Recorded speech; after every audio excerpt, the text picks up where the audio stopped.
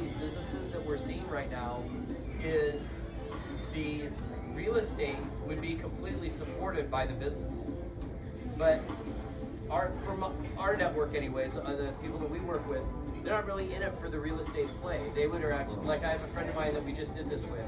He bought a used car lot down in Florida. It's over a 1 acre lot. He bought the business and the land together. And the second we close, he's now trying to split it apart. He's going to sell off the real estate, basically just want to lease back the land because he's in it for the car lot, not the actual real estate. So it really just made me kind of think about when we're out looking for deals, sometimes there's deals right in front of us that don't even think. Does that make sense? So I just kind of wanted to start that off, throw that out to you guys, see what I can't believe you're eating. Right in front of me. You don't need ice cream? No, I promised myself this week. I got on the scale this morning and I said one thing I have to give up is ice cream. Should have said Sizzler altogether, but you know.